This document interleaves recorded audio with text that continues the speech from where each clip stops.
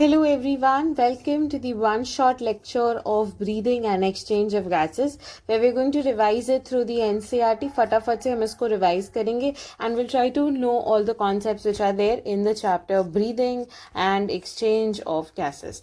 This is human physiology first chapter. Earlier पहले digestion and absorption होता था, but अब human physiology का first chapter is your breathing and exchange of gases. So let's start with it. As you have read earlier, oxygen is utilized by the organism to indirectly break down. The word indirectly break down over here is something which is very important. To indirectly break down simple molecules like glucose, amino acids, fatty acids, etc. to derive energy to perform various activities. तो oxygen से क्या होता था? Oxygen जो है उसको हम use करते थे for various breakdown. Okay, तो to break down certain complex molecules into simple molecules, the breakdown of complex molecules, जितने भी complex molecules है उन complex को simple में change करने के लिए जिससे हमें ATP की एनर्जी मिल सके, ये सारा काम कौन करता है? ऑक्सीजन करता है. पर कैसे करता है? Indirectly breakdown. Okay, so that is an indirect breakdown which is happening. Carbon dioxide, which is harmful, is also released during this above catabolic reaction. So carbon dioxide is considered to be what?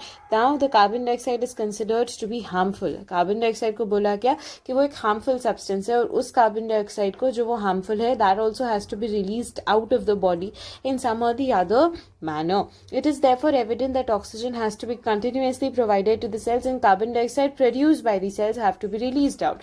क्योंकि oxygen की requirement है ATP production के लिए, continuous supply होना चाहिए oxygen का, और क्योंकि carbon dioxide is coming out as a waste product तो कार्बन डाइऑक्साइड को हमें रिमूव कर देना है. The process of exchange of oxygen from the atmosphere with the carbon dioxide produced by the cell is called as breathing. So यही जो exchange of gases होते हैं ऑक्सीजन एंड कार्बन डाइऑक्साइड, उसी को ब्रीदिंग बोलते हैं. And you can feel breathing also. You just place your hands on your chest and you will be able to see that. Now, mechanism of breathing vary among different group of animals depending mainly on their habitat and level of organization. So, on the two bases, whether it is on the basis of what, whether it is on the basis of habitat or whether it is on the basis of level of organization, mechanism of breathing different होता है. So, this is something which is important that you have to remember, that it is on the basis of habitat and it is on the basis of level of organization कि ये जो चीजें हैं वो कैसे work कर रही है, थोड़ा different work कर रही है.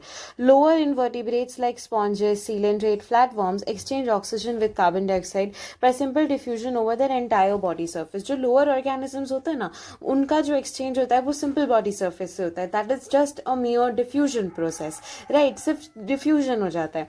Whereas earthworms जो है, earthworm use their moist cuticle and insects के पास network of tubes होते हैं जिसे tracheal tubes बोला जाता है, जो transport atmospheric air within the body. Okay, so what you have to remember कि lower invertebrates में कैसे होता है? diffusion के through होता है.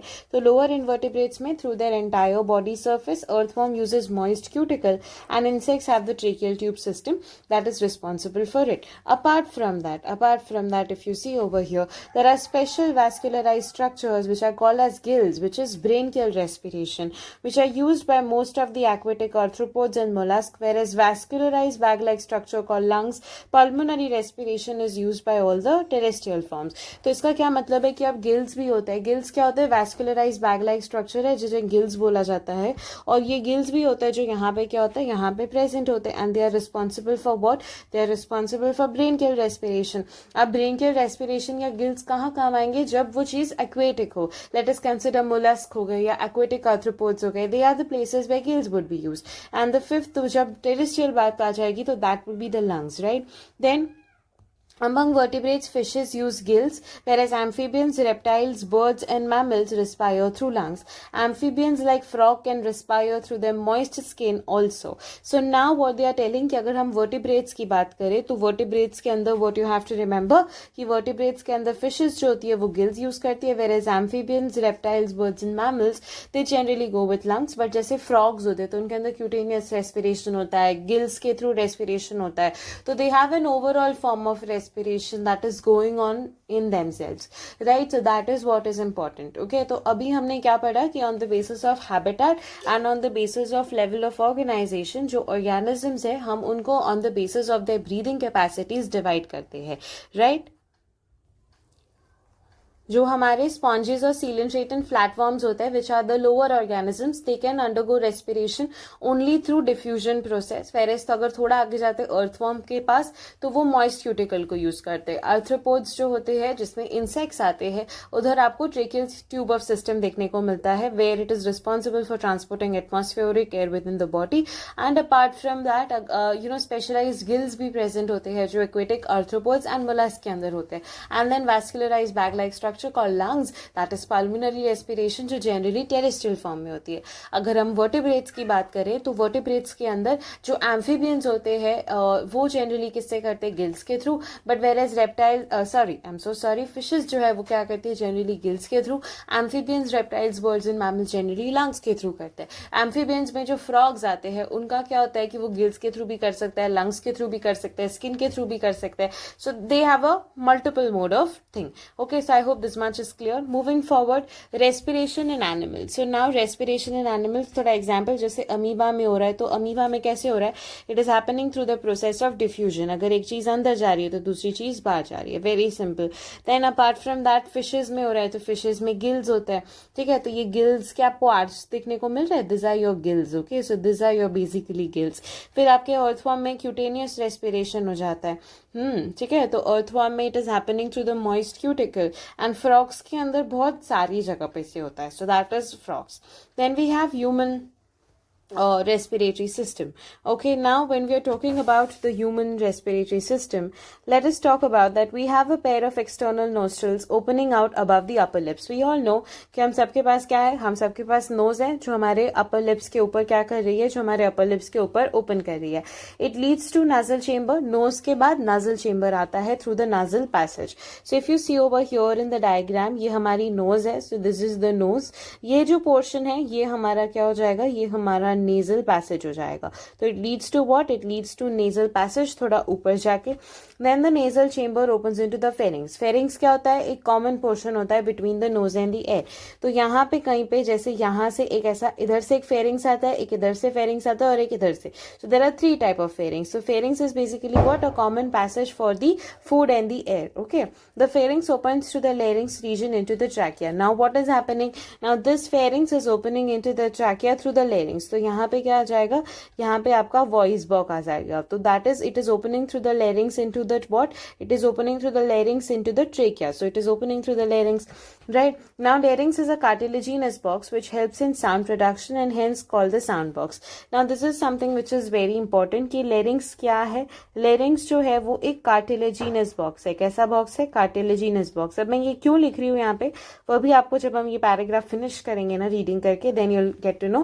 But larynx is a cartilaginous box, so it is also called as sound box. यहाँ पे vocal cords present होती है, तो हम जो भी बोल पा रहे हैं वो जनरली किसकी वजह से है, larynx के वजह से ही है, ठीक है।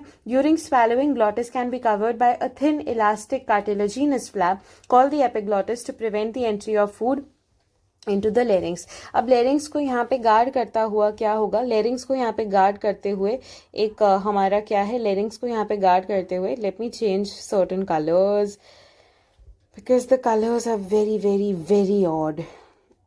Let's go with the green color. तो यहाँ पे क्या होता है, यहाँ पे कैसा आपका वो चीज़ प्रेजेंट होंगी जो आपको, अब क्या होता है, ट्रेकिया की जो ओपनिंग होती है उसे हम ग्लॉटिस बोलते हैं। तो ग्लॉटिस होती है जो किसकी ओपनिंग होती है, ग्लॉटिस होती है ट्रेकिया की ओपनिंग। तो ट्रेकिया की ओपनिंग पे ग्लॉटिस के ऊपर ऐसा फ्लैप लाइक स्ट्रक्चर प्रेजेंट होता है जिसे हम एपिग्लॉटिस बोलते हैं। क्या बोलते हैं, एपिग्लॉटिस। और ये एपिग्लॉटिस प्रिवेंट करता है फूड को from entering into the larynx. So that is what is present. अब बट ये क्या है, कैसा है, तो यहाँ पे हमने देखा larynx is a cartilaginous box and during swallowing glottis can be covered by thin elastic cartilaginous flap. कैसा flap होना चाहिए, thin elastic cartilaginous flap. So it is thin elastic cartilaginous flap जो कि एक्चुअली में क्या करेगा, इस पर्टिकुलर पोजीशन को कवर करेगा। And what is that, it is called as epiglottis which prevent the entry of food into the glottis. जब हम पानी पीते हैं या जब हम खाना को स्वैलो करते हैं ना, तो उस टाइम के लिए, थोड़े टाइम के लिए हमारी ब्रीदिंग रुक जाती है। क्यों, क्योंकि ये ग्लॉटिस पे एपिग्लॉटिस ऐसे पूरा बंद कर देता है अपने आप को। तो ये ग्लॉटिस पे एपिग्लॉटिस क्या करता है, अपने आप को ऐसे पूरा बंद कर देता है। तो ये बंद हो गया तो यहाँ से पानी, हवा नहीं जा पाएगी। आपने देखा होगा जब आप बहुत एक ही बार में पानी पीते हो ना, तो it feels like you take a deep breath after drinking a lot of water. Why? Because उस टाइम तक आपका जो breathing है वो stopped था, and then it's a deep breath in order to fulfill the requirement of the lungs again. So that is what actually happens, right? So to prevent the entry of the food into the larynx, trachea is a straight tube extending up to the mid-thoracic cavity, which divides at the level of fifth thoracic vertebrae. So it divides at the level of what? It divides at the level of fifth thoracic vertebrae. So trachea is a straight tube जो कहाँ तक जाती है? तो ये आपका trachea है, देखो ये पूरा trachea नीचे जा रहा है, यहाँ तक जा रहा है ना, यहाँ तक जा रहा है. So it is going till the fifth thoracic vertebrae. So it is actually extending itself up to the fifth thoracic vertebrae. तो उन्होंने अपने आप को fifth thoracic vertebrae तक क्या किया? Extend किया. And then it divides into the right and the left primary bronchi. And then it is actually dividing itself where? It is actually dividing itself into this right and the left. अब मैंने आपको बताया था biology का rule होता है, जब आप इधर देख रहे हो तो इस इंसान के लिए ये वाला जो पोर्शन है वो राइट है, ये वाला जो पोर्शन है वो लेफ्ट है, ये वाला जो लंग है वो राइट लंग है, ये वाला जो लंग है वो लेफ्ट लंग है. It's a difference. आपका राइट डायग्राम का लेफ्ट होगा क्योंकि हम कंसिडर करते हैं कि कोई लेटा हुआ है और उसको हम पढ़ रहे हैं. Each bronchi undergoes repeated division. अब हर एक ब्रोंकाई का रिपीटेड डिवीजन होगा, हर एक ब्रोंकाई का रिपीटेड डिवीजन होगा to form the secondary and the tertiary bronchi and the bronchioles ending up into very thin terminal bronchioles. So primary bronchi जो open करेगा secondary bronchi, tertiary bronchi, bronchioles. Bronchioles में भी bronchioles में initial bronchioles and then the terminal bronchioles. So they are very thin terminal bronchioles. The trachea, primary, secondary, tertiary bronchi and the initial bronchioles are supported by incomplete cartilaginous rings. तो अब ये कहाँ तक present होती है? Incomplete cartilaginous rings. Incomplete cartilaginous rings आपकी present है till initial bronchioles, and that's a big thing, right? कि बहुत लंबी जगह तक उसने अपने आप को cover करके रखा है. But this line is very important that trachea, primary, secondary, tertiary bronchi and initial bronchioles are supported by incomplete cartilaginous rings.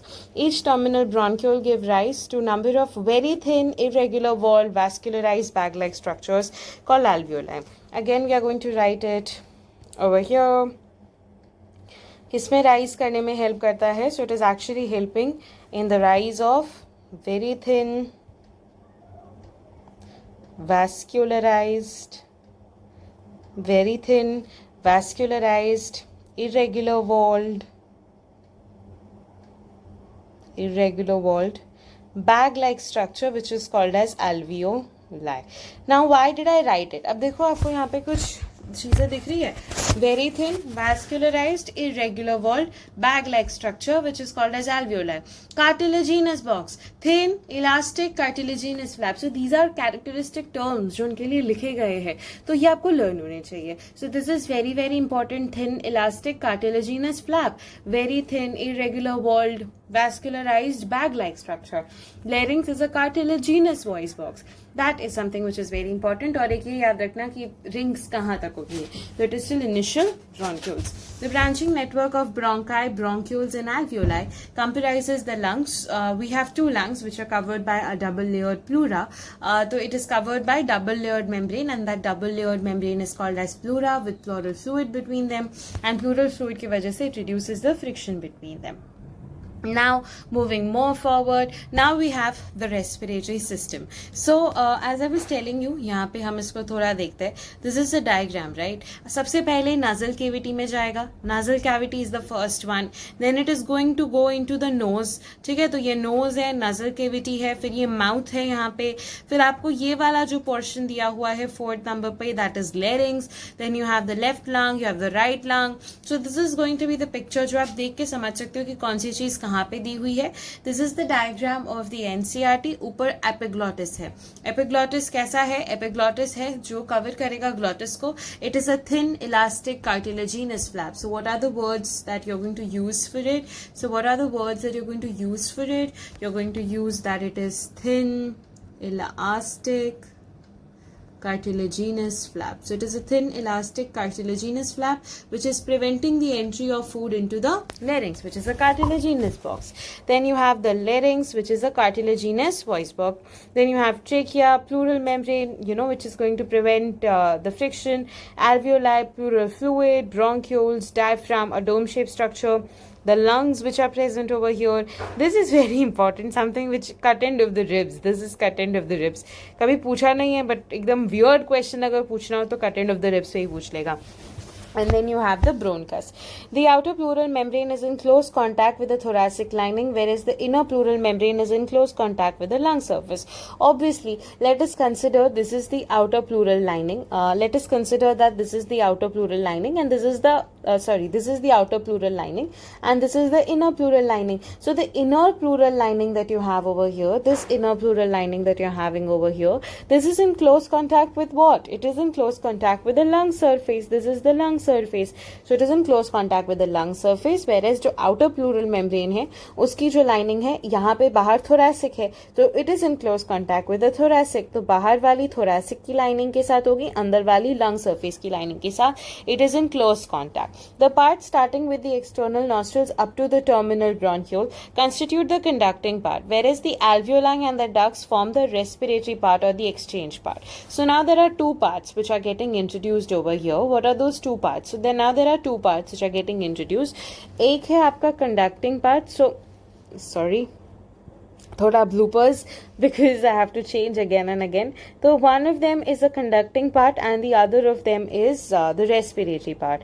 ठीक है, तो conducting part कौन सा होगा? Conducting part आपका starting वाले part से लेके mostly आपका end तक हो जाएगा. So the conducting part is from external nostrils up to the terminal bronchiole. तो conducting part is from external nostrils up to terminal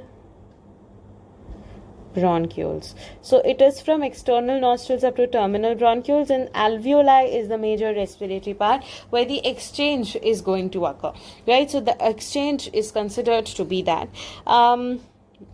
The conducting part transports the atmospheric air to the alveoli, clears it from the foreign particle, humidify and also bring the air to the body temperature. तो अब इसका क्या function है? इसका function है कि वो normal body temperature पे एयर को लेके आ रहा है, एटमॉस्फेरिक एयर जो है उसको ह्यूमिडिफाई करता है, एंड अपार्ट फ्रॉम दैट उसको क्लियर करता है फ्रॉम द फॉरेन पार्टिकल्स. हमारी नोज में भी आपको हेयर्स देखने को मिलेंगे. That hairs have a particular function. जो म्यूकस देखने को मिलता है, that mucus has a particular function. वो क्या करते हैं? ट्रांसपोर्टेशन में हेल्प कर रहे हैं, ह्यूमिडिफाई करने में हेल्प कर रहे हैं, क्लियर करने में हेल्प कर रहे हैं, एंड बॉडी टेम्परेचर पे लाने में हेल्प कर रहे हैं. Exchange part is the site of actual diffusion of oxygen and carbon dioxide.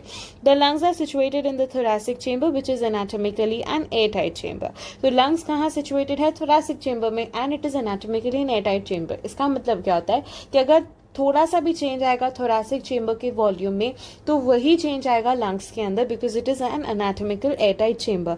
तो thoracic chamber is form dorsally by the vertebral column, ventrally by the sternum, laterally by the ribs and on the lower side by the diaphragm. तो पीछे क्या होता है? पीछे there is vertebral column, तो it is dorsally vertebral column. वहीं पे आगे क्या है? स्टर्नम है. Sternum is a flat bone जो आपको आगे दिखता है.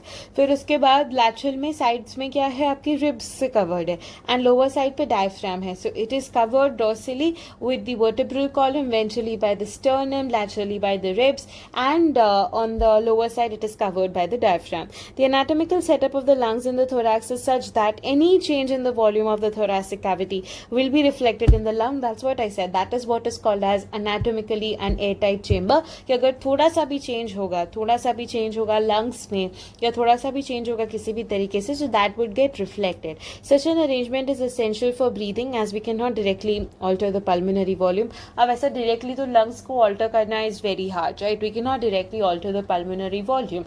So better is कि वो एक anatomical airtight chamber में present है, जहाँ से जैसे ही anatomical airtight chamber का volume alter होता है वैसे ही lung का volume alter हो जाता है. So if you want to alter the volume of lungs, what we have to do is we have to just alter the volume of that anatomical airtight chamber. Now respiration involves the following step: breathing or pulmonary ventilation by which atmospheric air is drawn in and carbon dioxide rich alveolar air is released out. तो सबसे पहला step होता है breathing. आपको oxygenated air को अंदर लेना है, कार्बन डाइऑक्साइड रिच एयर को बाहर निकालना है. फिर क्या होगा? Diffusion of gases across the alveolar membrane. अब वो एयर जाएगी एल्वियोलाई के पास. एल्वियोलाई में क्या होगा? डिफ्यूजन होगा ऑक्सीजन एंड कार्बन डाइऑक्साइड का. तो लेट अस कंसिडर आपने सबसे पहला स्टेप क्या किया? आपने सबसे पहला स्टेप आपने यहाँ से क्या कर दिया? यहाँ से आपने ब्रीदिंग कर ली. So you started up with what, you started up with breathing. आपने ब्रीदिंग एक्सचेंज किया, अब इधर से वो गया यहाँ पे एल्वियोलाई के पास. so, यहाँ पे वो किसके पास आ गया, alveoli. So now this was the first step. The second step is कि एल्वियोलाई के अंदर क्या होगा, एल्वियोलाई के अंदर एक्सचेंज होगा. किसका एक्सचेंज होगा, ऑक्सीजन एंड कार्बन डाइऑक्साइड वाला जो ब्लड है उसका एक्सचेंज होगा. फिर the next step is transport of gases by the blood. अब ये वाला बाकी में कहाँ भेजेगा, बॉडी में भेज दिया उसने. So it is transport of the gases by the blood. Then what is happening, diffusion of oxygen between blood and tissues. अब लेट अस कंसीडर यहाँ पे एक टिश्यू है, तो यहाँ पे क्या हुआ, यहाँ पे डिफ्यूजन हुआ. ठीक है, यहाँ पे ऑक्सीजनेटेड ब्लड उसने दे दिया, कार्बन डाइऑक्साइड रिच ब्लड ले लिया. So this is the fourth step. And then utilisation of oxygen by the cells for catabolic reaction and the resultant release of carbon dioxide, that is considered. तो अब यहाँ पे इस oxygen को क्या कर लेंगे, इस ऑक्सीजन को यूटिलाइज कर लेंगे फॉर एनी कैटाबॉलिक रिएक्शन, जिससे उनको एनर्जी मिल सके. तो कैटाबॉलिक रिएक्शन के लिए इसको यूज कर लिया और carbon dioxide is released out. So carbon dioxide is what, carbon dioxide is released out. So these are the 5 steps जिसमें ब्रीदिंग होती है. क्या हुआ, सबसे पहले आपने ब्रीथ किया, पहले आपने एक्सचेंज किया, एल्वियोलाई के पास गया, एल्वियोलाई में एक्सचेंज हुआ, एल्वियोलाई से बॉडी के पास, बॉडी के से टिश्यूज में. तो टिश्यूज में जब वो गया तो टिश्यूज में ऑक्सीजन एंड कार्बन डाइऑक्साइड का एक्सचेंज हुआ. जैसे ही एक्सचेंज हुआ तो ऑक्सीजन को यूज कर लिया कैटाबॉलिक रिएक्शन के लिए और कार्बन डाइऑक्साइड को रिलीज कर दिया बाहर, because it was a harmful product. Okay, so that's all for this. Then moving forward, अब हम देखेंगे next topic which is mechanisms of breathing. So this is the next topic, mechanism of breathing. Breathing में क्या आता है, तो breathing involve 2 stages, inspiration during which atmospheric air is drawn in and expiration during which the alveolar air is released out. तो अब breathing में 2 चीजें हैं, एक है आपका एक्सपिरेशन और एक है आपका इंस्पिरेशन, है ना. ये इंस्पिरेशन वो वाला इंस्पिरेशन नहीं है कि आप इंस्पायर हो गए, नहीं. इंस्पिरेशन यानी कि ब्रीद इन करना और एक्सपिरेशन यानी कि ब्रीद आउट करना. आउट कौन सा करेंगे, कार्बन डाइऑक्साइड वाला एयर को आउट कर देंगे, ऑक्सीजनेटेड एयर को ब्रीद इन कर लेंगे. The movement of air into and out of the lung is carried out by creating a pressure gradient between the lungs and the atmosphere. अब ये जो मूवमेंट करवा रहे हैं, ये मूवमेंट हमने जैसे पहले भी बोला कि लंग्स अपने आप ये मूवमेंट नहीं करवा पाते, इसीलिए हमने एक एनाटॉमिकल एयर टाइट चेंबर रखा जिससे ये मूवमेंट हो सके. First thing. On the other hand, one of the other thing that is very important is कि अभी भी बॉडी को कुछ करना पड़ेगा. तो बॉडी इसको कैरी आउट करवाने के लिए प्रेशर ग्रेडियंट बनवाती है. क्या बनवाती है, प्रेशर ग्रेडियंट का एस्टैब्लिशमेंट करवाती है, जहां पे there is a creation of pressure, जो यहाँ पे प्रेशर क्रिएट होता है. ठीक है, so into and out of the lung is creating a pressure gradient between the lungs and the atmosphere. Inspiration can occur if the pressure within the lung, the intrapulmonary pressure, is less than the atmospheric pressure. हमें पता है कि pressure gradient में air हमेशा higher pressure से lower pressure में जाती है. अगर मुझे एयर को अंदर ले जाना है तो यहाँ पे हाई प्रेशर होना चाहिए और यहाँ पे लो प्रेशर होना चाहिए, यानी कि यहाँ पे नेगेटिव प्रेशर होना चाहिए. तो हमारी बॉडी इस प्रेशर को कम करती है और ऊपर से एयर का बाहर का प्रेशर जितना होता है, यहाँ पे प्रेशर 760 mmHg होता है, तो अंदर बॉडी कितना कर देगी, 759 mmHg.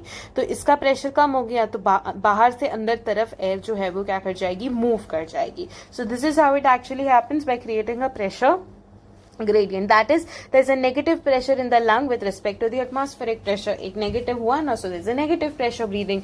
Similarly, expiration takes place. expiration करने के लिए उल्टी condition, अंदर ज्यादा होना चाहिए, बाहर कम होना चाहिए. Right, when the intrapulmonary pressure is higher than the atmospheric pressure, अंदर 761 हो जाएगा, बाहर 760 है, तो क्या होगा, अंदर से बाहर एयर मूव कर जाएगी. The diaphragm and a specialized set of muscles, external and internal intercostal, between the ribs help in generation of such gradient. अब आपका क्वेश्चन आना चाहिए कि यार बन कैसे रहा है ये प्रेशर. सो प्रेशर बनाने के लिए there are certain sets of muscles.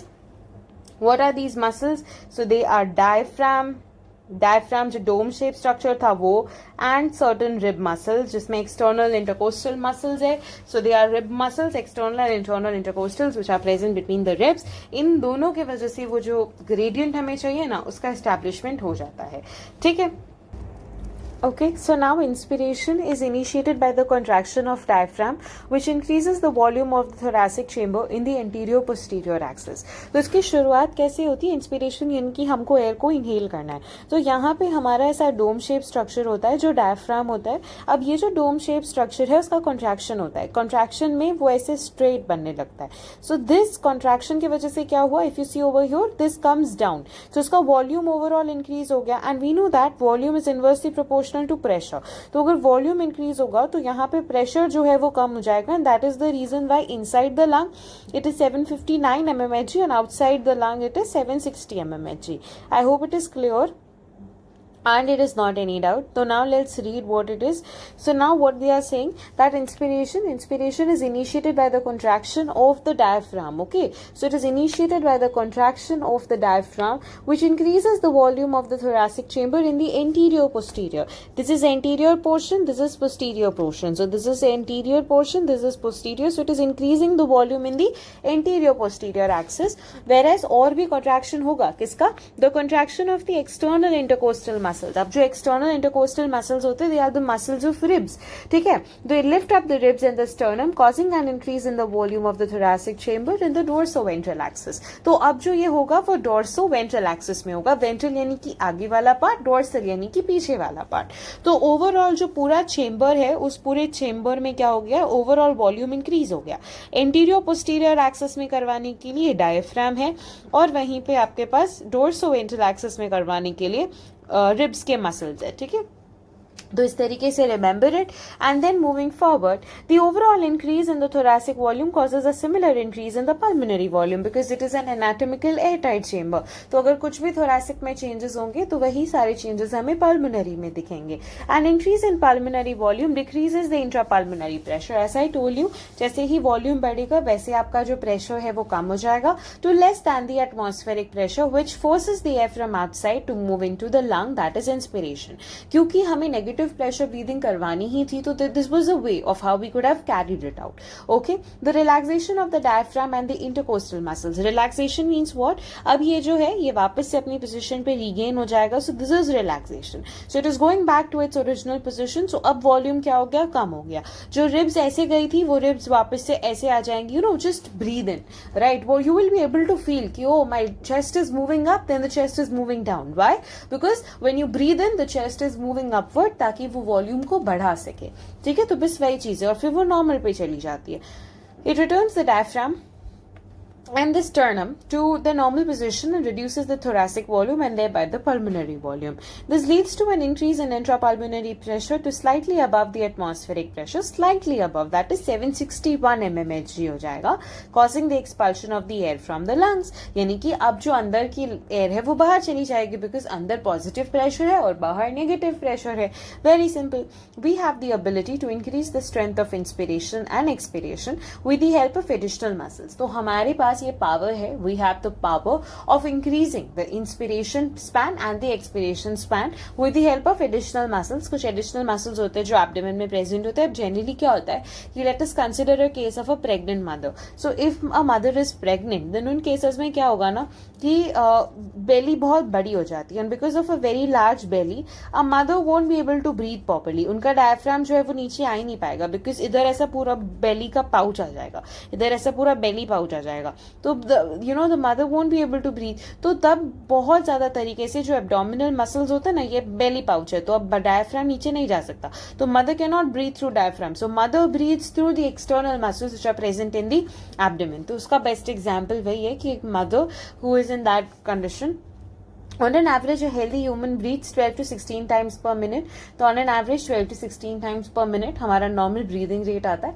ये 12 to 16 grams आप तब भी पढ़ोगे जब आप body fluids in circulation में पढ़ोगे कि कितना 100 ml of blood में कितना amount of hemoglobin है जो travel करता है. तो there you will be reading that it is 12 to 16 grams of hemoglobin which is getting transported in 100 ml of blood. So this is also 12 to 16 times per minute. The volume of air involved in breathing movements can be estimated by using a spirometer. Spirometer is a device जिसमें आपके practicals होंगे. When you go in the first year of MBBS, आपको क्या होगा, एक spirometer जैसा device होगा. आपको उसके अंदर अपनी एयर को ऐसे डालना होगा. You will have to just put your air inside, like हम जैसे फूक मारते हैं ना, ऐसे फूक मारनी होगी. एंड एट दैट टाइम वो स्पायरोमीटर बताएगा कि आपका रेसिडुअल वॉल्यूम कितना है, आपका टाइडल वॉल्यूम. अभी हम पढ़ेंगे what are the volumes, but that is what is spirometer. जैसे बीपी मेजर करने के लिए स्फिग्मो मैनोमीटर होता है, बीपी डिवाइस होती है, ऐसे ही हम हमारी एयर को भी मेजर कर सकते है. ठीक है, अब यहाँ पे देखो, this is the diagram that is given in your NCERT. The first one is the diagram way we are talking about कि अगर लंग्स का क्या हुआ, अगर लंग्स का जो है वो यहाँ पे इंस्पिरेशन का प्रोसेस हुआ. इंस्पिरेशन यानी कि बाहर से जो एयर है उसको अंदर आना है.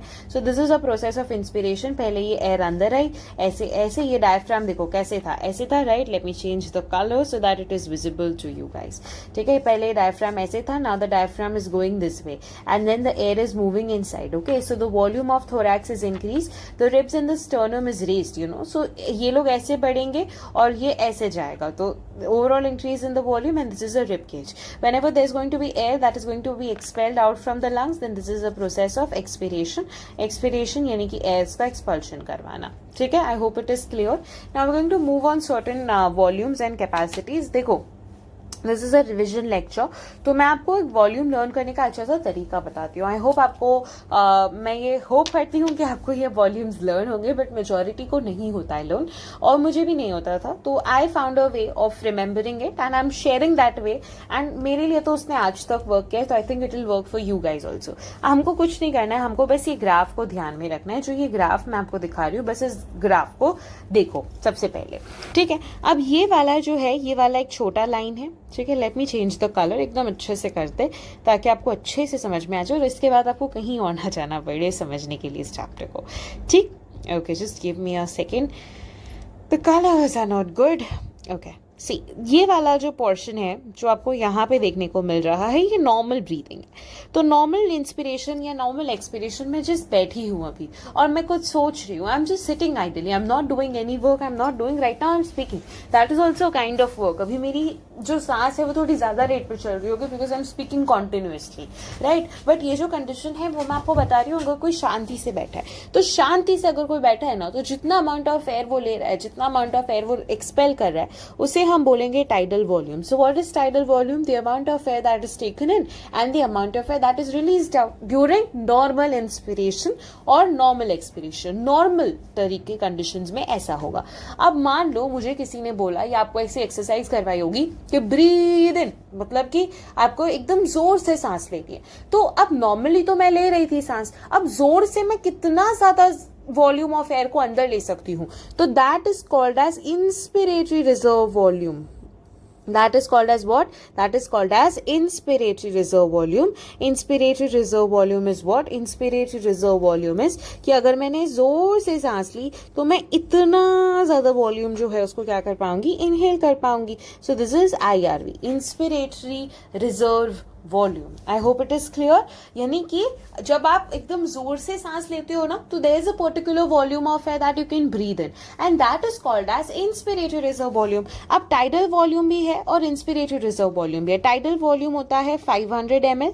इंस्पिरेटरी रिजर्व वॉल्यूम होता है कितना? Inspiratory reserve volume is 2500 to 3000 ml.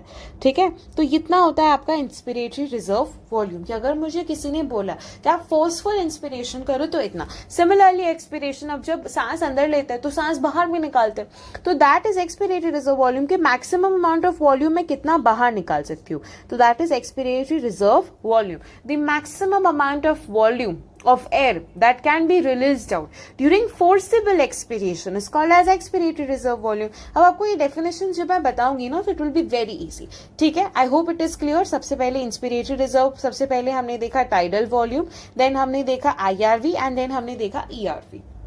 अब क्या होता है, ERV की वैल्यू कितनी होती है? 1000 से 1100. ठीक है, 1000 से 1100 ml होती है जो ERV की वैल्यू. अब क्या होता है ना कि थोड़ा सा अमाउंट ऑफ एयर अब हमारे लंग्स होते हैं. अब लंग्स में क्योंकि मान लो अगर मैंने सारी हवा बाहर निकाल दी ना, तो मेरे लंग्स जो है वो कोलैप्स कर जाएंगे. And in order to prevent these lungs from collapsing, कि ये कोलैप्स ना हो, इसीलिए हम एयर को अंदर ही रखते हैं, थोड़ा अमाउंट ऑफ एयर जो कभी बाहर नहीं निकलती, और उसे बोला जाता है residual volume. Residual volume of air is that amount of air कि वो कभी बाहर नहीं निकलेगी. फोर्सिबल एक्सपिरेशन करोगे तब भी नहीं निकलेगी. It is going to be present inside the body throughout and that is called as residual volume. इसका कुछ होता है 1100 से 1200 ml ऑफ एयर हमेशा हमारे लंग्स में रहती है। अब क्योंकि ये बाहर नहीं निकलती, स्पायरोमीटर जैसे डिवाइस में भी जब आप इसको मेजर करने की कोशिश करोगे you will not be able to measure it. ठीक है, तो हमने 4 कैपेसिटीज के बारे में पढ़ा, वॉल्यूम्स के बारे में। एक था हमारा टाइडल वॉल्यूम, फिर था IRV, फिर था ERV और फिर था हमारा रेसिडुअल वॉल्यूम। आई होप आपको समझ में आ गया होगा। नहीं then please rewind the video, come back again, you will be able to understand it. ठीक है, अब मैं आपको पढ़ के बताती हूँ and you will be like oh, you will be in shock कि oh we have actually understood it, जो इतने टाइम से समझ में नहीं आ रहा होगा शायद। Okay, so volume of air inspired और expired during a normal respiration. जब नॉर्मल रेस्पिरेशन कर रहे हो, देखो this is normal respiration, normally कर रहे हो, तब कितना वॉल्यूम ऑफ एयर को अंदर लिया, कितना वॉल्यूम ऑफ एयर को बाहर निकाला, that is tidal volume. Approximately 500 ml होता है। एक मिनट की बात करें तो 6000 से 8000 ml होता है। ये एक सेकेंड में 500 ml, throughout a minute it is 6000 to 8000। Generally whatever we are considering, be very specific with the data because data आ सकता है। Inspiratory reserve volume is additional volume of air a person can inspire by a forcible inspiration। आप forcibly inspire कर रहे हो और आप additional volume of air को ले रहे हो, तब आप additionally कितना और ले सकते हो, that averages to 2500 to 3000 and that is inspiratory reserve volume। यहाँ पे आपने additionally कितना अंदर लिया, that is inspiratory reserve volume। Similarly expiratory क्या होगा, the additional volume of air a person can expire by a forcible expiration। forcibly आप निकाल रहे हो, so that is forcible expiration। simple, right? This averages to 1000 to 1100 ml। That's what I said, right? कि 1000 से 1100 ml होगा। Residual volume is what? Residual volume is the volume of air that remain in the lungs even after a forcible expiration। Forcible expiration करने के बाद भी कुछ volume of air जो है वो lungs में इधर ऐसे रह गया। This is called as what? It is called as residual volume and it averages 1100 to 1200 ml। By adding up a few respiratory volumes described above, one can decide various pulmonary capacities which can be used in clinical diagnosis। So this was about what? ये था आपका volumes के बारे में। अब वापस से I'll tell you about the capacities also। तो capacity भी ऐसे ही learn हो जाएगी। अब आता है सबसे पहले inspiratory capacity, then you have expiratory capacity, then you have vital capacity, फिर एक आती है फंक्शनल रेसिडुअल कैपेसिटी और एक आती है total lung capacity. These are the 5 capacities. Inspiratory capacity यानी कि मान लो मैंने अभी अभी एक्सपिरेशन किया, तो आफ्टर अ नॉर्मल एक्सपिरेशन मैं कितनी वॉल्यूम ऑफ एयर अंदर ले सकती हूँ। तो एक तो मैं normal volume of air, tidal volume ले सकती हूँ, और अगर मेरे को जोर से लेनी है सांस तो मैं इंस्पिरेटरी रिजर्व वॉल्यूम भी ले सकती हूँ। सो this is the total amount of air जो मैं अपनी बॉडी में ले सकती हूँ अगर मुझे लेना है नॉर्मल एक्सपिरेशन के बाद। सो that is inspiratory capacity. Expiratory capacity भी वही, अगर मैंने नॉर्मल इंस्पिरेशन किया तो मैं कितना बाहर निकाल सकती हूँ। तो एक तो टाइडल वॉल्यूम और एक एक्सपिरेटरी रिजर्व वॉल्यूम जितना मैं निकाल सकती हूँ। फिर आता है वाइटल कैपेसिटी। वाइटल कैपेसिटी में जाने से पहले फंक्शनल रेसिडुअल कैपेसिटी को देखते हैं। अगर मैंने नॉर्मल एक्सपिरेशन किया तो नॉर्मल एक्सपिरेशन में क्या होगा, सिर्फ टाइडल वॉल्यूम बाहर निकलेगा, तो लंग्स में कौन से वॉल्यूम रह जाएंगे, एक ERV रह जाएगा और एक RV रह जाएगा। But that is what is functional residual capacity, that the amount of air that is there which is remaining after a normal expiration is functional residual capacity। vital capacity क्या होती है? vital capacity होती है कि अगर मैंने in the case अगर मैंने फोर्सिबल एक्सपिरेशन किया तो फोर्सिबल एक्सपिरेशन के बाद मैं कितना अमाउंट ऑफ एयर अंदर ले सकती हूँ। तो एक तो मैं टाइडल वॉल्यूम ले सकती हूँ, एक मैं IRV ले सकती हूँ, और क्योंकि मैंने फोर्सिबल एक्सपिरेशन किया था यानी मैंने ERV भी निकाला था तो वो ERV भी ले सकती हूँ। सो this is the vital capacity. And total lung capacity क्या होती है? Vital capacity plus residual volume. अब यहाँ पे अगर आपको पूछा जाए कि स्पायरोमीटर से आप क्या क्या मेजर नहीं कर सकते, तो functional residual capacity and total lung capacity, because इसमें रेसिडुअल वॉल्यूम आ जा रहा है and whenever there is residual volume in the discussion we can not measure it. Okay, so I hope that is also clear। inspiratory capacity, the total volume of air a person can inspire after a normal expiration। मैंने normally जब सांस को बाहर फेंका उसके बाद मैं कितना एयर ले सकती हूँ, तो मैं एक तो IRV ले सकती हूँ और एक TV ले सकती हूँ, tidal volume. This includes tidal volume plus IRV। expiratory capacity, the total volume of air a person can expire after a normal inspiration। मैंने जब नॉर्मल इंस्पिरेशन किया उसके बाद मैं कितना एक्सपायर कर पा रही हूँ। This includes tidal volume and expiratory reserve volume. उसके बाद है functional residual capacity, the volume of air that will remain in the lungs after a normal expiration. एक नॉर्मल एक्सपिरेशन करने के बाद कितना वॉल्यूम रह जाएगा. तो एक तो एक्सपिरेटरी रिजर्व वॉल्यूम जो मैं अगर चाहती तो मैं फोर्सिबली निकाल सकती थी, और एक होगा हमारा रेसिडुअल वॉल्यूम. ठीक है. Then we have the vital capacity. Vital capacity is the maximum volume of air a person can breathe in after a forced expiration. After a forced expiration the maximum amount of air that a person can breathe in. So what is vital capacity? The maximum volume of air that a person can breathe in after a forced expiration is called as vital capacity. It includes ERV, TV and IRV, or the maximum volume of air a person can breathe out after a forced inspiration. Very simple. It can be either the way. ठीक है. But दिमाग में ये रखना है कि RV को हटा के सब कुछ. टोटल लंग कैपेसिटी इज के एक टाइम पे अगर मैंने मान लो मैंने फोर्सिबल इंस्पिरेशन कर दिया तो मेरे लंग में कितना वॉल्यूम रह सकता है. तो the amount of air that my lung can hold is tidal volume plus IRV which is the extra volume that I can inspire. एक ERV भी था, ठीक है, और एक RV. अब ERV होता है 1000, RV होता है 1100, IRV होता है, मैं सबकी लोअर वैल्यूज ले रही हूँ, 2500. कुछ आपको दिख रहा है. और टाइडल वॉल्यूम होता है कुछ आपका 6000. ठीक है. बस आप इसको सबको ऐड कर दोगे, you will get the total lung capacity का लोअर वैल्यू. ठीक है. आपको ये दिख जाएगा. आई होप इट इज क्लियर. मैंने बहुत अच्छे से इसको समझाने की कोशिश की. I tried my best. अगर आपको समझ में आ गया देन वेल एंड गुड. नहीं आया है आप प्लीज उसको रिवाइंड करो, वापस से सुनो, वापस से समझो, आपको बिल्कुल समझ आ जाएगा. इस ग्राफ के बेसिस पे करो. हाँ, मैं आपको बोल रही थी स्पायरोमीटर. ये स्पायरोमीटर है जो यहाँ पे आपको दिखाया गया है. आपको ऐसे इसमें एयर इन करनी होती है और ये एयर जाती है और ये ऐसे ऊपर जाता है कि आपका टोटल वॉल्यूम कितना है. इसमें हम रेसिडुअल वॉल्यूम को कैलकुलेट नहीं करते क्योंकि रेसिडुअल वॉल्यूम कभी बाहर आ ही नहीं सकता. Now comes the exchange of gases, जहां से exchange होता है, right? The respiratory part. हमने पढ़ा था there are two parts, the conducting part of respiration and the respiratory part of the respiration. Now we're going up with that respiratory part.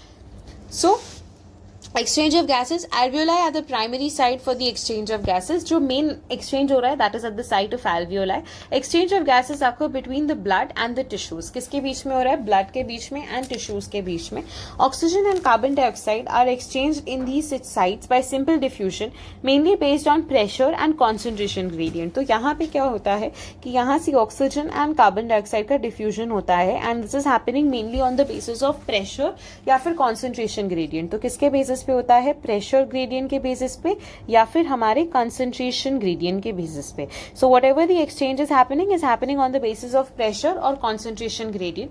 The solubility of the gas as well as the thickness of the membrane involved in diffusion are also some important factors. अब क्या क्या factors है जो इसको effect कर रहे हैं? So the major factor is pressure. The major factor that is affecting this entire thing, जो मेजर फैक्टर है वो है प्रेशर या फिर concentration gradient that I talked about. But इसके अलावा भी दो फैक्टर्स है, that is solubility of membrane. ठीक है, solubility of membrane and apart from that thickness of membrane. हमने पढ़ा था कि एल्वियोलाई कैसे होते हैं? They are very thin. Alveoli is a very thin membrane structure. Why it is very thin membrane structure? जब मैं आपको ये बता रही थी, see I will go back, I will show you, that was the reason. मैं आपको बोल रही हूँ, मैं जो लिख रही हूँ, मैं जो बता रही हूँ वो बहुत इंपॉर्टेंट है. एल्वियोलाई में मैंने यहाँ पे लिखा था very thin vascularise. This very thin is very important क्योंकि अगर ये वेरी थिन नहीं होता तो यहाँ पे एक्सचेंज ऑफ गैसेस नहीं हो पाता. तो एक्सचेंज ऑफ गैसेस हो ही इसीलिए रहा है क्योंकि वो एकदम वेरी थिन है. ठीक है. So it is very thin. काफी पढ़ लिया नहीं, पूरी एनसीईआरटी कर रहे हैं ना, इसीलिए से whenever there will be NCERT one shots थोड़ा टाइम लगेगा. There are two type of one shots जो आपको देखने को मिलेंगे. एक होंगे मेरे पर्सनल वन शॉट्स जो मैंने बनाए 1 पेजेस से, और एक होगा ऐसा एनसीईआरटी वाला. I prefer both of them. ठीक है, क्योंकि ह्यूमन फिजियोलॉजी है and we are just starting up with it. इससे शुरू किया जा सकता है एंड कुछ चैप्टर्स को ऐसे करेंगे, कुछ चैप्टर्स को वैसे. You know, it depends actually. अगर वन शॉट में चीजें कवर हो रही है then we'll go with that 1 page. नहीं हो रही है तो फिर एनसीईआरटी पढ़ लेना is a better form of revision. ठीक है, because at the end NCERT आ रही है ना, तो एनसीईआरटी को ही फोकस करना चाहिए. Okay. Solubility of the gases as well as the thickness of the membrane involved in diffusion are also some important factors that can affect the rate of diffusion. Pressure contributed by an individual gas in a mixture of gases is called as partial pressure. अब बहुत सारे gases हैं, उसमें हर एक pressure होगा, हर एक gas का अपना खुद का pressure होगा, ठीक है. Let us consider, मान लो ये आपका है जिसमें ऑक्सीजन है, नाइट्रोजन है, तो there are a lot of gases और हर किसी का अपना pressure है. ऑक्सीजन का जो pressure है उसे partial pressure of oxygen, क्योंकि वो सिर्फ ऑक्सीजन का है. ऐसे ही अगर नाइट्रोजन का है तो partial pressure of nitrogen, carbon dioxide का है partial pressure of carbon dioxide, right. So partial pressure of these two gases in the atmospheric air and the two sides of this are given in this table. Now this table is very important. इसको जैसा है वैसा learn कर लो. ये partial pressure of oxygen दिया हुआ है and partial pressure of carbon dioxide. इसको लर्न करने का तरीका again see when you are in my lecture, आपको निमोनिक्स भरपूर मिलेंगे. इसको लर्न करने का तरीका होता है, एक होता है आप पहले एटमॉस्फेरिक एयर लिखो. सबसे पहले देखो आपको विजुअलाइज करना है. मान लो एयर बाहर है एटमॉस्फेयर में, एटमॉस्फेयर से अंदर गई, एल्वियोलाई में गई, है ना, तो एल्वियोलाई लिख लिया. फिर एल्वियोलाई से मान लो इसका जो सामना हुआ वो डीऑक्सीजनेटेड ब्लड, फिर oxygenated blood and then tissues, ठीक है. बस इसको उल्टा कर देना. होना चाहिए तो ऑक्सीजनेटेड डीऑक्सीजनेटेड, बट ये उल्टा है, ठीक है. बस इतना लर्न कर लो, ठीक है. I hope it is clear. मैंने क्या बोला, atmospheric air, alveoli, deoxygenated blood, oxygenated blood, tissues. पहले ये ऑर्डर याद कर लो. फिर याद करो, पहले मैं ऑक्सीजन लिखूंगी, फिर मैं कार्बन डाइऑक्साइड लिखूंगी. अब बस अब आपको डेटा लर्न कर लेना है. कैसे, 159, 104, 40, 95, 40. यहाँ पे कैसे 0.3, 40, 45, 40, 45. And this all the data is in mmHg. बस that's all. We are done with it. 159, 104, 40, 95, 40, 0.3, 40, 45, 40, 45. Very simple. बस इस तरीके से. बट टेबल का ऊपर वाला पोर्शन बना लो, नीचे वाला पोर्शन बना लो and just write the data. जब भी इसका क्वेश्चन आ जाए बस इसको बना के डू इट. ओके. अब now moving forward, similarly there is a gradient of the carbon dioxide in the opposite direction. Just give me a second. Okay हमने एक लाइन यहाँ पे मिस कर दी. दैट्स व्हाट्स द रीजन मैं वही बोलूं. The data given in the table clearly indicates a concentration gradient for oxygen from alveoli to blood and blood to tissues. अब ये बता रहा है कि ऑक्सीजन जो है वो हमेशा मूव करेगा एल्वियोलाई से ब्लड में और ब्लड से टिश्यूज में. क्यों? क्योंकि यहाँ पे देखो ऑक्सीजन का एल्वियोलाई परसेंटेज यहाँ पे ज्यादा है, कार्बन डाइऑक्साइड कम है, तो ऑक्सीजन का डिफ्यूजन होगा. टिश्यूज में कार्बन डाइऑक्साइड का पार्शियल प्रेशर ज्यादा है, तो कार्बन डाइऑक्साइड का डिफ्यूजन होगा. ठीक है, समझे? That is what they are telling. तो हमेशा प्रेशर ग्रेडियंट मेंटेन रहेगा, कभी ज्यादा तो कभी कम, कभी ज्यादा तो कभी कम, ताकि ब्लड एक जगह से दूसरी जगह मूव कर सके. ठीक है. Similarly there is a gradient for the carbon dioxide in the opposite direction, that is from tissues to blood and from blood to alveoli. As the solubility of carbon dioxide is 20 to 25 times higher. अब carbon dioxide and oxygen की comparison में the solubility of carbon dioxide is very much higher. The amount of carbon dioxide that can diffuse to the diffusion membrane per unit difference is the partial pressure is much higher compared to that of oxygen. तो कितना amount of carbon dioxide diffuse कर पा रहा है वो काफी ज्यादा होता है, just because उसकी solubility काफी ज्यादा है. The diffusion membrane, अब जो alveoli की diffusion membrane है वो 3 layers से बनी होती है. एक होगा आपका thin squamous epithelium जो alveoli का होगा. अब ये कैसे होता है, यहाँ पे देखो ये है, तो यहाँ पे thin squamous epithelium होगा. क्या होगा? thin squamous epithelium. ठीक है, थिन स्क्वामस एपिथेलियम टिश्यू. अब हमें पता है एपिथेलियम के नीचे बेसमेंट मेम्ब्रेन आती है, तो यहाँ पे मान लो ये आपकी बेसमेंट मेम्ब्रेन है और बेसमेंट मेम्ब्रेन के बाद यहाँ से आपकी ब्लड वेसल्स है. तो ये ब्लड वेसल्स का एंडोथेलियल पार्ट होता है. एंडोथेलियल यानी कि एकदम जो सबसे एकदम thinnest part होता है ना, वो है. So this is what it is, that the thin squamous epithelium, the endothelium of alveolar capillaries. ये alveolar capillaries, capillaries सिर्फ endothelium से बनी होती है.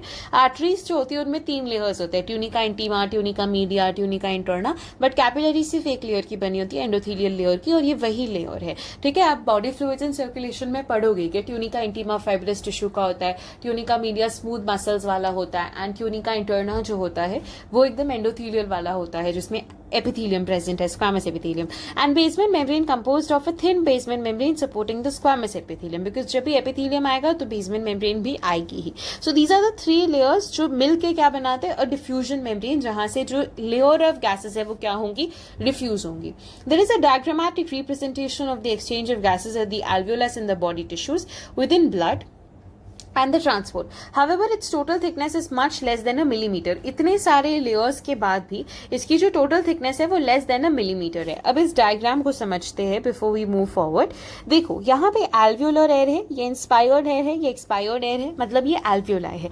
alveoli में ऑक्सीजन की concentration ज़्यादा है, कार्बन डाइऑक्साइड की concentration कम है. हम टेबल को बना सकते हैं कैसे? यहाँ पे आएगा atmospheric air, फिर आएगा alveoli. मैं चीज़ों को बार बार रिपीट कर रही हूँ ताकि आपको लर्न हो जाए. फिर आएगा deoxygenated blood, oxygenated blood and tissues. यहाँ पे लिखोगे ऑक्सीजन, यहाँ पे लिखोगे कार्बन डाइऑक्साइड. ठीक है, अब यहाँ पे आपको कुछ नहीं करना है, बस आपको डेटा को फिल इन कर देना है. 0.3, 40, 45, 40, 45, 40, 95, 40, 159, 104. So this is what it is. आपने डेटा को फिल इन कर दिया. अब आपको पता है कि यहाँ पे एल्वियोलाई के अंदर ये 104 और ये 40 है. देखो 104 40 है. अब यहाँ पे कार्बन डाइऑक्साइड का अमाउंट ज्यादा है, तो यहाँ पे क्या हो रहा है? देखो कार्बन डाइऑक्साइड इधर से इधर जा रहा है. क्यों? क्योंकि अब ये वेन्स है और ऑक्सीजन यहाँ से यहाँ पे जा रहा है. ठीक है, अब क्योंकि ऐसा क्यों हो रहा है? क्योंकि अगर आप देखोगे तो डीऑक्सीजनेटेड ब्लड में ये 45 है और ये 40 है. तो this is how the diffusion actually happens. अब यहाँ पे देखो बॉडी टिश्यूज में, और यहाँ पे ये सिस्टमिक आर्टरीज है. आर्टरीज जो है वो हमेशा ऑक्सीजनेटेड ब्लड को कैरी करेंगी. तो यहाँ पे जो कार्बन डाइऑक्साइड का परसेंटेज है ऑक्सीजनेटेड ब्लड में वो कितना है? 40. ऑक्सीजन का परसेंटेज है वो है 95. वहीं पे टिश्यूज में जो ऑक्सीजन का परसेंटेज है वो कितना है? तो टिश्यूज में ऑक्सीजन का परसेंटेज 40 है, और वहीं पे जो कार्बन डाइऑक्साइड है उसका परसेंटेज कितना है? 45. तो अब यहाँ पे ऑक्सीजन का परसेंटेज इधर ज्यादा है, तो it will move from higher pressure to lower pressure, इसीलिए ऑक्सीजन का डिफ्यूजन हुआ. एंड कार्बन डाइऑक्साइड ऐसे जाएगा. ठीक है, तो आप समझे ना कैसे हो रहा है? It is maintaining a pressure gradient and it is moving. अब हम आगे बढ़ेंगे तो इतनी सारे मेम्ब्रेन के बाद भी जिसकी टोटल थिकनेस होती है it is less than a millimetre. This is very important that it is less than a millimetre. That is a squamous epithelium of 1 cell thick. यहाँ पे आपके रेड ब्लड सेल्स है, ये एंडोथेलियम है capillary का, और ये वाला जो पोर्शन है ये बेसमेंट मेम्ब्रेन है. Therefore all the factors in our body are favourable for diffusion of oxygen from alveoli to tissues and that of carbon dioxide from tissues to alveoli. They are actually supporting the transport of the substances. Okay, now the transport of gases. अब transport of gases होता कैसे है is something which is important. So let's understand that. Transport of gases. Blood is the medium of transport of oxygen and carbon dioxide. जो भी चीजें transport होगी वो किसके थ्रू होगी? ब्लड के थ्रू होगी. 97% जो ऑक्सीजन है वो ट्रांसपोर्ट होता है आरबीसी से, and the remaining 3% of oxygen is carried by dissolve state through the plasma. तो अगर हम ऑक्सीजन की बात करें तो ऑक्सीजन का 97% जो है वो आरबीसी कैरी करता है. आरबीसी का मेन काम ही होता है कि वो ऑक्सीजन को कैरी करे, ऑक्सी हीमोग्लोबिन बनाता है. ठीक है, आरबीसी में न्यूक्लियस कुछ नहीं होता because it's main function is to carry oxygen. And 3% वाली कंडीशन में वो प्लाज्मा के थ्रू भी जाता है. लेट अस कंसिडर कभी कभी इंसान के अंदर आरबीसी कम हो गए तो कहीं ना कहीं से तो ऑक्सीजन पहुंचनी चाहिए, तो प्लाज्मा के थ्रू भी पहुंचता है. अब सेम चीज अगर हम कार्बन डाइऑक्साइड की बात करें तो कार्बन डाइऑक्साइड में ऐसी 3 डिमार्केशन है. कौन सी? देखो, nearly 20 to 25% of carbon dioxide is transported by RBC, whereas 70% of it is carried out as bicarbonate and about 7% of carbon dioxide is carried by dissolved state through plasma. तो 70% जो है वो bicarbonate यानी कि HCO3 minus ions के तरीके से travel कर रहा है. 7% जो है वो आरबीसीज के तरीके से ट्रैवल कर रहा है आरबीसीज के साथ, और वहीं पे 20 से 25% जो है, आई थिंक मैंने उल्टा लिख दिया, I am so sorry, just a minute, सबसे कम प्लाज्मा से करेगा. जैसे ऑक्सीजन में सबसे कम प्लाज्मा था वैसे यहाँ पे भी सबसे कम प्लाज्मा होता है, और 20 से 25% आरबीसी होता है. I am sorry, it was a slip of tongue. ठीक है, तो कार्बन डाइऑक्साइड में 70% bicarbonate, 7% plasma and 20 to 25% RBCs. अब अगर हम देखेंगे यहाँ पे, अगर आप देख पा रहे हो, ये आपका डायग्राम है जो यहाँ पे हो रहा है. ज़्यादा अच्छे से दिख नहीं रहा होगा, but this is what it is कि कार्बन डाइऑक्साइड जो है वो यहाँ पे वाटर के साथ कंबाइन करता है, कार्बोनिक एनहाइड्रेस इस पे काम करता है और इसको बनाता है H2CO3 में. It is actually a catalyst. Catalyst का काम होता है एक पर्टिकुलर रिएक्शन को फटाफट करवाना. H2CO3 का ब्रेकडाउन होता है HCO3 minus and H+ ion में. अब जैसे ही H+ आयन में HCO3 माइनस में अपने आप को कन्वर्ट किया, अब ये जो H+ आयन है ये फर्दर आगे जाएगा, और ये H+ आयन की वजह से थोड़ा बहुत इम्बैलेंस शिफ्ट हो जाती है. तो यहाँ पे आपका एक क्लोराइड शिफ्ट चल रही होती है, ठीक है। उसमें क्या होता है बेसिकली K+ और Cl- होता है और Na+ और Cl- होता है। तो यहाँ पे इन K+ और Na+ को तोड़ दिया जाता है और ये क्लोराइड की यहाँ पे ना ऐसे शिफ्ट करवानी पड़ती है और ये इनका इधर बॉन्डिंग हो जाती है। तो this is how it actually works and this is how it is in reality also. ठीक है, I hope it is clear. ये बाइकार्बोनेट है, ये बाइकार्बोनेट फर्दर जाएगा, फर्दर रिएक्ट करेगा हीमोग्लोबिन के साथ एंड आपका फंक्शन होगा यहाँ पे। तो इस तरीके से आप इसको करवाओगे। Okay, let's read what it is. Transport of oxygen. Hemoglobin is a red color iron containing pigment. So hemoglobin is a red color iron containing pigment. Iron यानी कि it is an Fe containing pigment present in the RBC. Oxygen can bind with hemoglobin. Oxygen bind करता है hemoglobin के साथ reversibly. The word reversibly over here is very important to form oxyhemoglobin. Each hemoglobin molecule can carry a maximum of 4 molecules of oxygen. एक hemoglobin जो है वो 4 molecules of oxygen को carry करता है. These are molecules. तो कितने atoms को कैरी करेगा, फटाफट आंसर दो। 8 एटम्स ऑफ ऑक्सीजन। अगर एटम्स में पूछा जाए तो एक हीमोग्लोबिन 8 एटम्स ऑफ ऑक्सीजन को कैरी करता है और वहीं पे मॉलिक्यूल्स में पूछा जाए तो 4 molecules of oxygen. right? Binding of oxygen with hemoglobin is primarily related to the partial pressure of oxygen. I already told you कि जितनी भी चीजें हो रही है, exchange हो रहा है, binding हो रही है, सब और सब mainly it is because of partial pressure. Partial pressure of carbon dioxide, hydrogen ion concentration and temperature. Now remember there are 4 factors. एक आएगा आपको ऑक्सीजन, एक आएगा कार्बन डाइऑक्साइड, एक आएगा H+ और एक आएगा टेम्परेचर। हमेशा याद रखना ये 3 हमेशा साथ चलेंगे। अगर ऑक्सीजन ज्यादा तो ये तीनों के तीनों कम, और अगर कार्बन डाइऑक्साइड ज्यादा, ये सारे ज्यादा, तो ये वाला कम। Very simple. ऑक्सीजन ज्यादा कहाँ पे होगा, एल्वियोलाई में, और कम कहाँ पे होगा, टिश्यूज में। बस ये कंडीशन को याद कर लेना, that is what it is written over here. Let's read it. So basically that can interfere with the binding. A sigmoid curve is obtained when percentage saturation of haemoglobin with oxygen is plotted. So this is percentage saturation of haemoglobin with oxygen and partial pressure of oxygen. ये क्या है यहाँ पे, partial pressure of oxygen and percentage saturation of haemoglobin. Percentage saturation of haemoglobin with oxygen. तो जब इनको proof करते हैं तो ये हमें कौन सा कर्व देता है, ये हमें एक सिग्मॉइड कर्व देता है। तो this is actually responsible for a sigmoid curve. This curve is called as oxygen dissociation curve. तो इसे हम oxygen dissociation curve बोलते हैं and it is highly useful in studying the effect of factors जैसे carbon dioxide, H+ concentration and everything. In alveoli where there is high PO2, low PCO2, low H+ concentration and lower temperature, यानी कि oxygen ज्यादा बाकी सब कुछ कम, the factors are favorable for the formation of oxyhemoglobin. Whereas tissues में जहाँ पे low partial pressure of oxygen है और बाकी सब चीजें high है, the conditions are favorable for the dissociation of oxygen. Obviously बात है, अगर ऑक्सीजन ज्यादा होगा तो ऑक्सीजन पे काम होगा, और अगर ऑक्सीजन कम है, जैसे आप टिश्यूज में चले गए, तो वहां पे ऑक्सीजन का डिसोसिएशन हो जाएगा, right? There will be no formation. अगर ऑक्सीजन ज्यादा है तो ब्लड बोलेगा ओके ऑक्सीजन ज्यादा है, यानी कि ऑक्सी हीमोग्लोबिन बना, ऑक्सीजन और हीमोग्लोबिन की बाइंडिंग करवाओ।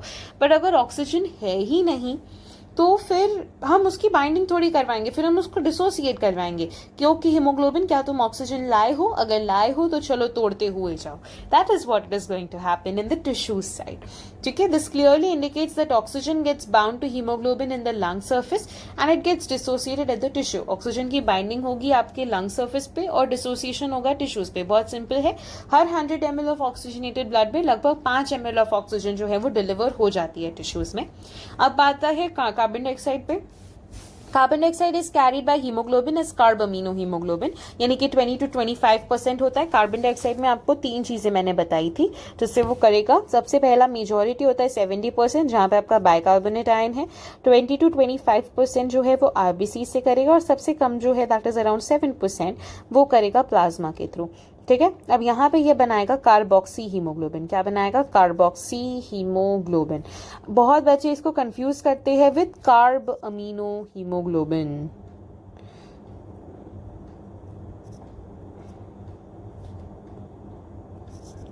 अब ये 2 टर्म्स है जिससे आपको कंफ्यूजन हो रहा होगा।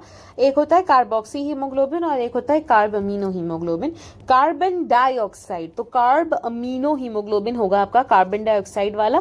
कार्बोक्सी हीमोग्लोबिन कार्बन मोनोऑक्साइड वाला होता है, जो आपका कार्बोक्सी हीमोग्लोबिन की वजह से ऐसा बोलते हैं ना कि अगर आपने तापड़ी की और आप सो गए दरवाजों को बंद करके, तो पर्सन उठेगा ही नहीं सुबह में, क्योंकि उसके अंदर कार्बोक्सी कार्बन मोनोऑक्साइड इतना ज्यादा बढ़ गया होगा कि पर्सन, क्योंकि कार्बन मोनोऑक्साइड की बाइंडिंग टेंडेंसी बहुत ज्यादा होती है, तो फटाफट से वो बाइंड करेगा और इंसान की मौत तो जाएगी क्योंकि ऑक्सीजन नहीं मिलेगा बॉडी को. And this is carb amino haemoglobin. तो ये दो वर्ड्स में बिल्कुल भी कंफ्यूज नहीं होना, ठीक है. This binding is related to the partial pressure of carbon dioxide. Partial pressure of oxygen is a major factor which could affect this binding. तो बाइंडिंग के लिए what is a major factor? Partial pressure of oxygen is a very major factor for the binding. When carbon dioxide is high and partial pressure of oxygen is low, more binding of carbon dioxide occurs. Obviously बात है, अगर PCO2 high है तो binding होगी जैसे वहां पे, अगर ऑक्सीजन हाई है तो वहां पे बाइंडिंग फिर नहीं. अगर PCO2 लो है then PO2 is high as in the alveoli. Dissociation of carbon dioxide from carbaminohemoglobin takes place, तो वहां पे dissociation होगा. That is carbon dioxide which is bound to hemoglobin from the tissue is delivered at the alveoli. वहां पे उसकी delivery हो जाएगी. क्यों? क्योंकि अब वहां पे कार्बन डाइऑक्साइड का अमाउंट जो है वो कम है. RBC contain a very high concentration of the enzyme carbonic anhydrase. RBC के अंदर ना कार्बोनिक एनहाइड्रेज का अमाउंट सबसे ज्यादा होता है. तो सबसे ज्यादा अमाउंट ऑफ कॉन्सेंट्रेशन ये जो एंजाइम का है वो कार्बोनिक एनहाइड्रेज वो है आरबीसी के पास. And minute quantities of the same is present in the plasma too. अब देखो मेजोरिटी ऑफ जो ब्लड है वो बाइकार्बोनेट के तरीके से ट्रैवल हो रहा है और वो बाइकार्बोनेट में उसको कन्वर्ट करने के लिए कार्बोनिक एनहाइड्रेज बहुत जरूरी है. तो कार्बन डाइऑक्साइड ने वाटर के साथ कार्बोनिक एनहाइड्रेज के प्रेजेंस में रिएक्ट किया तो H2CO3 बनाया, फर्दर तोड़ के बाइकार्बोनेट एंड H+ बनाया. ये बाइकार्बोनेट जो है वो फर्दर उसके साथ रिएक्ट करेगा और फर्दर उसके साथ बॉन्डिंग करवाएगा. 70% जो है वो ये है, ठीक है. तो कार्बोनिक एनहाइड्रेज मैक्सिमम प्रेजेंट कहां पे है? आरबीसी में. और इनका मिनिमम प्रेजेंस कहां पे है? प्लाज्मा में. The enzyme facilitate the following reactions in both the directions, दोनों directions में. it is a reversible kind of thing. At the tissue side पे क्या है? कार्बन डाइऑक्साइड का अमाउंट ज्यादा है, वही लिखा है. Partial pressure of carbon dioxide high है. Carbon dioxide diffuses into blood. Carbon dioxide blood में आ गया and it forms bicarbonate ion RBC and plasma दोनों में एंड डी H+. तो टिश्यू के साइड पे वो क्या करवाएगा? बाइकार्बोनेट बनवाएगा. क्यों? क्योंकि कार्बन डाइऑक्साइड ज्यादा है. क्या होगा यहाँ पे? एसोसिएशन काइंड ऑफ, ठीक है. एल्वियोलर साइड पे कम है तो वो बोलेगा चलो अब यहाँ पे डिसोसिएट करो और कार्बन डाइऑक्साइड को अपनी जगह पे जाने दो, है ना. The reaction proceeds in the opposite direction leading to the formation of carbon dioxide in water. This carbon dioxide that is trapped as bicarbonate at the tissue level and transported to the alveoli is released out as carbon dioxide. Every 100 ml of blood carries 4 ml of carbon dioxide and 5 ml of oxygen. बस इतना याद रख लो and that is what it is. जहां पे carbon dioxide ज्यादा होगा वहां पे उसका एसोसिएशन होगा, जहां पे कार्बन डाइऑक्साइड कम होगा वहां पे उसका डिसोसिएशन होगा. डिसोसिएशन होता है जनरली एल्वियोलाई पे एंड एसोसिएशन होता है जनरली टिश्यूज के साइड पे. बस इतना याद रखो. And vice versa condition for the oxygen. Simple and we are done with it. Okay, आगे बढ़ेंगे. Regulation of respiration. अब इतना बड़ा रेस्पिरेशन का प्रोसेस है, रेगुलेट तो करना पड़ेगा ना. Human beings have a significant ability to maintain and moderate the respiratory rhythm to suit the demands of the body tissue. So we have the capacity कि हम हमारे respiration को regulate कर सके. Let us consider अगर कोई भाग रहा है एथलीट तो उसके पास भी ये पावर होगा कि वो अपने respiration को कंट्रोल कर सके, रेगुलेट कर सके. और मेरे पास भी ये पावर है कि आज अगर मैं बैठे हुए काम कर रही हूँ तो मेरे पास I also have this power of regulating my respiration. This is done by the neural system. करने वाला कौन है? Neural system है. A specialized center is present in the medulla region of the brain. एक specialized center होता है जो present होता है medulla region of the brain में, जिसे बोला जाता है respiratory rhythm center. तो respiratory rhythm center कहाँ present है? brain के अंदर. This is the first point that you have to remember, that respiratory rhythm center. Respiratory rhythm center कहाँ present है? Respiratory rhythm center is present in medulla. Medulla oblongata होता है basically, but वहाँ पे present है. And this is primarily responsible. This is primarily responsible for respiration का regulation. तो पूरा जो regulation हो रहा है वो respiratory rhythm center के वजह से होता है generally. ठीक है. Another center is present in the pons region of the brain called as pneumotaxic center that can moderate the functions of respiratory rhythm center. एक और होता है जिसे हम बोलते हैं सेंटर जिसे हम बोलते हैं न्यूमोटैक्सिक सेंटर. देखो पी से पी है ना न्यूमोटैक्सिक सेंटर, तो पी से पी यानी कि न्यूमोटैक्सिक सेंटर जो है वो प्रेजेंट होगा पॉन्स रीजन में. पॉन्स रीजन में प्रेजेंट है न्यूमोटैक्सिक सेंटर है और ये करेगा रेगुलेट रेस्पिरेटरी रिदम सेंटर के फंक्शन को. तो the regulation of respiratory rhythm centre के functions is done by the pneumotaxic centre जो पॉन्स वाला प्रेजेंट है. Neural signal from this centre can reduce the duration of inspiration and can thereby alter the respiratory rate. अगर neural signal आया इधर से तो वो क्या करेंगे, इंस्पिरेशन के अमाउंट को कम कर देंगे. यानी कि इंस्पिरेशन मान लो अगर कुछ बहुत ज्यादा टाइम के लिए हो रहा है ना, तो इंस्पिरेशन को क्या कर देंगे, इंस्पिरेशन के अमाउंट को कम कर देंगे. तो they are going to reduce the duration of inspiration. यानी कि कार्बन डाइऑक्साइड का अमाउंट बढ़ गया है तो कार्बन डाइऑक्साइड को हमें रिमूव करना है, और इसको रिमूव करने के लिए इंस्पिरेशन को कम करो और एक्सपिरेशन का जो अमाउंट है उसको बढ़ा दो. ठीक है, तो ये वो होगा. Then a chemosensitive area is situated adjacent to the rhythm center which is highly sensitive to carbon dioxide and hydrogen ion. तो ये दो सेंटर्स थे, एक रेस्पिरेटरी रिदम सेंटर था, एक रेस्पिरेटरी रिदम सेंटर, एक ये. एक होता है अब आपका जो थर्ड नंबर पे है वो है आपका chemosensitive area. So that is chemosensitive area. इसका लोकेशन क्या है, chemosensitive area is located adjacent to respiratory rhythm center and this is very much prominent to carbon dioxide. It is very sensitive. तो जैसे ही कार्बन डाइऑक्साइड आयन या H+ ions बढ़ जाएंगे इसको पता चल जाएगा और ये बोलेगा चलो चलो अब कम करो. ठीक है, increase in these substances can activate this centre which in turn can signal the rhythm centre to make necessary adjustments in the respiratory process, ताकि ये जो सब्सटेंसेस है वो एलिमिनेट हो सके. तो ये क्या करेगा, ये भी रेस्पिरेटरी रिदम सेंटर को जो भी है वो सारे के सारे रेस्पिरेटरी रिदम सेंटर के पास जाएंगे. जैसे अगर ये है ये जाएगा, ये है ये जाएगा, ये बोलेगा बस रेस्पिरेटरी रिदम सेंटर काम करो, बढ़ गया है. तो ये लोग सिर्फ सेंसिटिव है to all of these kind of ions. ये लोग काम नहीं करवा सकते, काम करवा सकते हैं इधर से बट खुद काम नहीं कर सकते, खुद ऑल्टर नहीं कर सकते. Right, and receptors are also associated with the aortic arch and the carotid arteries and they also can recognize changes in carbon dioxide and H+ concentration and can send signals to the respiratory rhythm center for remedial actions. And the final one, fourth, is aortic arch and carotid arteries. ये क्या होता है, aortic arch क्या होता है, अब heart है, heart में ऐसा अओर्टा प्रेजेंट होता है, उसे बोलेंगे aortic arch. वहां पे भी कुछ सेंटर्स प्रेजेंट होते हैं.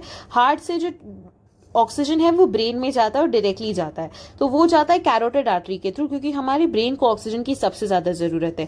तो ये कैरोटिड आर्टरीज में भी रिसेप्टर्स प्रेजेंट होते हैं कार्बन डाइऑक्साइड के, H+ के, हाईली सेंसिटिव होते हैं. जैसे ही बढ़ेगा वैसे बॉडी बोलेगी कि कार्बन डाइऑक्साइड का अमाउंट बढ़ गया है, प्लीज आप इसको बाहर निकालो. Hence a very important line that the role of oxygen in regulation of respiratory rhythm is quite insignificant. इन सब में आपने देखा कि जो काम कर रहा है वो मेनली कार्बन डाइऑक्साइड काम कर रहा है, ना कि ऑक्सीजन. कार्बन डाइऑक्साइड बढ़ा, फटाफट रेस्पिरेटरी रिदम सेंटर को जाके बोलो. इसीलिए ऑक्सीजन का रोल इन सब चीजों में बहुत कम है. And finally the last topic, what are the disorders of the respiratory system. तो डिसऑर्डर्स देखते हैं. सबसे पहला है एस्मा. इसे एक्चुअली आजमा बोला जाता है if you gonna see the pronunciation, but we say asthma also, asthma also. It is asthma. Okay, it is difficult in breathing, causing wheezing due to inflammation of bronchi and bronchioles. सीटी बजती है ना वैसी आवाज आएगी. तो it is actually what हम सबने देखा है, इसके पे वो आते हैं, पंप्स आते हैं, and it can be actually इसकी दवाई है, but it is a problem. Right, तो डिफिकल्ट इन ब्रीदिंग है. क्यों हो रही है, वीजिंग कॉज होती है due to inflammation of bronchi and bronchioles, यानी कि अपर रेस्पिरेटरी ट्रैक में प्रॉब्लम आ गई. यानी ब्रोंकाई एंड ब्रोंक्यूल्स की वजह से, ब्रोंकाई एंड ब्रोंक्यूल्स में there is inflammation. So because of inflammation which is present in bronchi and bronchioles, there is a wheezing. Okay, so wheezing is caused and उसके वजह से asthma हो रहा है. Then we have emphysema. Emphysema क्या होता है? It is a chronic disorder. सबसे पहले the word chronic is very important, जो alveolar walls को damage करता है. अब ये lower respiratory tract, ये upper respiratory tract में था, तो ये जो था ना, ये वाला पूरा, ये था आपका upper respiratory tract को affect करने वाला. ये वाला जो है ये lower respiratory tract को affect कर रहा है. chronic disorder है, that is important, क्रोनिक है. एंड इसमें जो एल्वियोलाई का सरफेस एरिया होता है, एल्वियोलाई का सरफेस एरिया वो रिड्यूस हो जाता है. So it reduces to a drastic condition. इसका मेजर कॉज होता है सिगारेट स्मोकिंग. अगर कोई सिगारेट स्मोकिंग करता है, सिगरेट स्मोकिंग बहुत ज्यादा तरीके से, तो बहुत चांसेस होते हैं कि उनको एम्फाइसीमा हो, क्योंकि जो हेयर्स होते हैं हमारे नॉस्ट्रल्स में ना, हेयर्स प्रेजेंट होते हैं, वो हेयर्स का क्या हो जाता है, डैमेज हो जाता है. और क्योंकि हेयर्स डैमेज हो जाते हैं तो प्रॉपरली नहीं हो पाता, and it is a chronic disorder, जिसकी वजह से जो एयर है वो एल्वियोलाई तक पहुंच जाती है और एल्वियोलाई को हार्म करने लगती है, और गर्म हवा होती है ना, इसीलिए तो आपने देखा होगा कि उन लोगों को जनरली एम्फाइसीमा की कंडीशन हो सकती है. तो cigarette smoking is also not good for your health, it is injurious to health, right. And occupational respiratory disorders होते हैं. ऑक्यूपेशनल रेस्पिरेटरी डिसऑर्डर, कुछ लोग होते हैं जो ऐसी इंडस्ट्रीज में काम करते हैं जहां पे कुछ धूल या कुछ पाउडर्स उठते हैं जो उनके एल्वियोलाई के लिए, उनके रेस्पिरेटरी ट्रैक के लिए ठीक नहीं है. उन्हें ऑक्यूपेशनल रेस्पिरेटरी डिसऑर्डर काम करने की वजह से in certain industry, specially those involve in grinding और स्टोन ब्रेकिंग, जहां पे स्टोन को तोड़ा जा रहा है या ग्राइंडिंग किया जा रहा है, इतना ज्यादा डस्ट प्रोड्यूस होता है that the defence mechanism of the body can not fully cope up with the situation. कौन सा मैकेनिज्म कोप अप नहीं कर पाता? Defence mechanism. This is very important. यहां पे लगता है हमें रेस्पिरेटरी, अगर मैं आपको डिफेंस हटा के रेस्पिरेटरी मैकेनिज्म, सर्कुलेटरी, आप रेस्पिरेटरी टिक करके आ जाओगे क्योंकि ऑक्यूपेशनल रेस्पिरेटरी डिसऑर्डर रेस्पिरेशन का पार्ट है. बट ये कौन कोप अप नहीं कर पाता? The defence mechanism of the body. तो ये डिफेंस मैकेनिज्म वर्ड इंपॉर्टेंट है क्योंकि इतने ज्यादा डस्ट प्रोड्यूस होता है, इतना ज्यादा स्मोक प्रोड्यूस होता है, हमारा defence mechanism of the body can not fully cope up with the situation, and long exposure can give rise to inflammation leading to fibrosis, proliferation of the fibrous tissue and thus causing serious lung damage. Actually जो area होता है, surface area, जिधर से exchange of gases हो रहा है alveoli में, वो कम हो जाता है. That is called as fibrosis. Fibrosis का मतलब क्या होता है कि एल्वियोलाई इतना बड़ा था, अब इतना सा हो गया, तो एक्सचेंज ही नहीं हो पाएगा ना. तो इस वजह से आपका ऑक्यूपेशनल रेस्पिरेटरी डिसऑर्डर. कोशिश करें कि जो वर्कर्स हैं, जो ऐसी इंडस्ट्रीज में काम करते हैं, वो मास्क पहने ताकि थोड़ा कम हो सके इसका इफेक्ट. बाकी हटा पाना तो बहुत मुश्किल है. And that brings us to the end of the chapter. That is all. ये आपकी समरी है, आप समरी को रीड कर लेना and you will be done with the chapter. And I think that's all from my side. Thank you so much for attending this lecture. I hope you understood the lecture. That's all from my side. हम next class में मिलेंगे अलग chapter के revision के साथ. And I know थोड़ा lecture, थोड़ा नहीं बहुत बड़ा हो गया, बट आई थिंक रिवीजन था and first chapter of human physio, थोड़े बहुत वॉल्यूम्स थे, डेटा था, तो इस चैप्टर में है थोड़ा वर्क करने के लिए. And it is comparatively a tougher chapter क्योंकि डेटा बहुत ज्यादा रिमेंबर करना है, तो मैंने उन सब चीजों को समझाने में थोड़ा टाइम लग गया. But yeah that's all from my side. Keep learning. Take care. Bye bye.